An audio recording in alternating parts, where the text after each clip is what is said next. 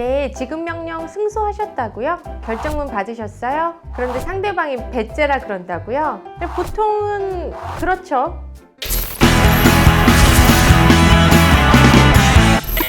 안녕하세요, 변호사 정희경입니다. 제 컨텐츠 중에 여러분이 많이 보시는 게 떼인돈과 관련된 거더라고요. 아주 소액이라서 혼자 힘들게 나홀로 지급 명령 신청을 하고 승소를 했음에도 채무자로부터 순순히 돈을 못 받는 경우를 고민하시더라고요. 그래서 오늘은 채무자의 재산에 대한 강제 집행 중에 가장 많이 쓰이는 방법인 소위 통장 압류, 즉 은행의 계좌 압류에 대해서 한번 알아보겠습니다.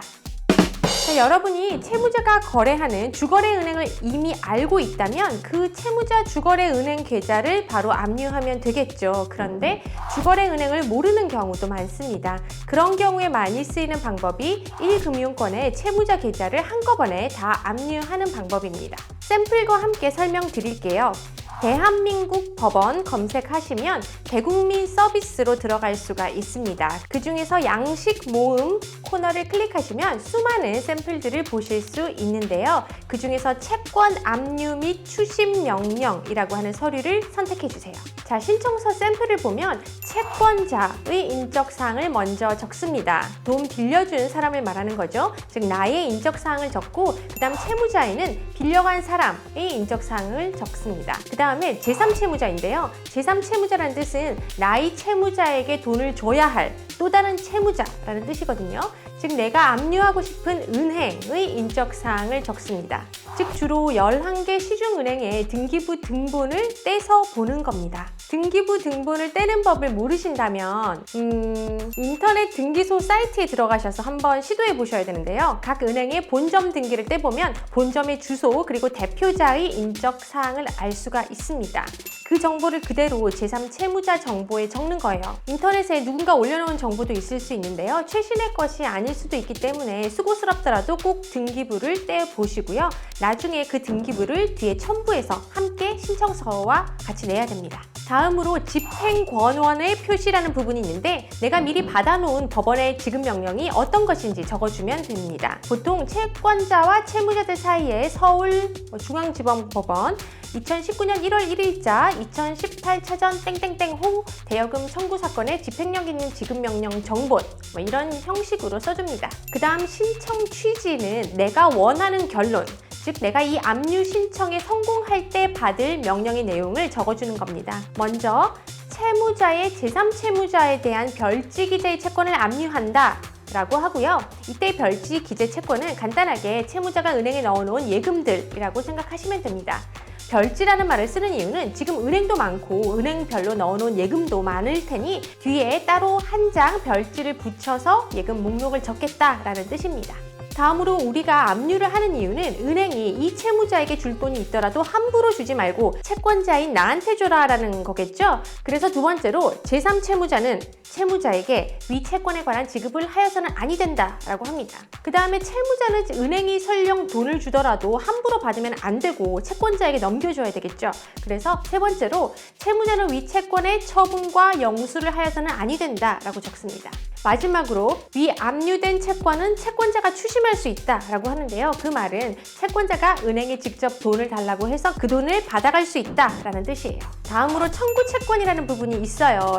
채권자인 내가 떼인 금액이 얼마인가 그 총액을 말하는 건데요.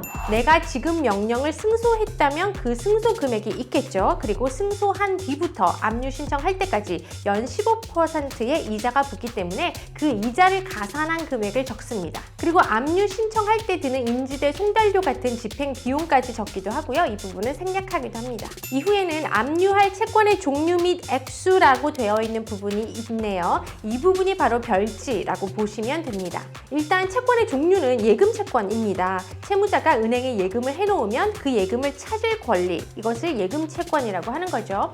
그런데 채권자가 어느 은행에 얼마의 예금을 넣었는지 그 액수는 아직은 내가 알 수가 없죠. 그러므로 내가 떼인 돈과 그 이자 전체, 즉 청구채권 이 총 금액을 은행별로 균등하게 나누어서 보통 적습니다. 내가 가진 총 채권 액수가 1,000만 원이다. 그러면 은행 10개를 100만 원씩 나눠서 압류하는 걸로 적으면 됩니다.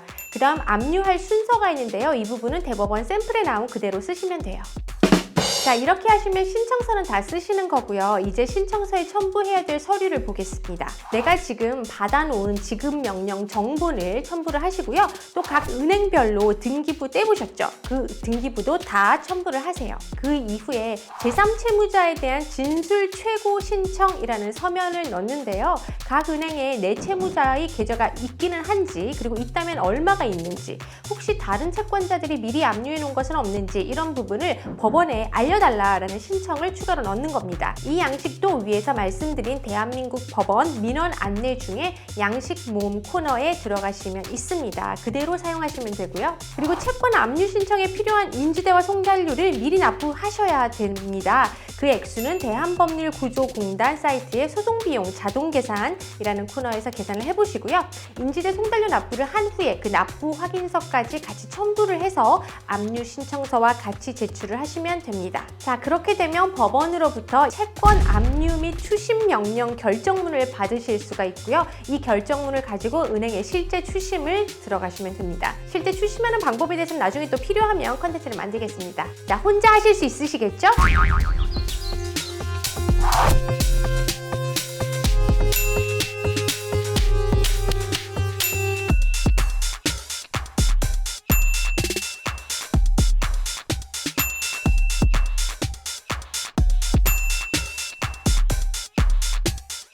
이 신청서는 우편으로 제출하실 수도 있고요. 전자소송으로 인터넷 제출도 가능합니다. 자, 혼자 하실 수 있으시겠죠?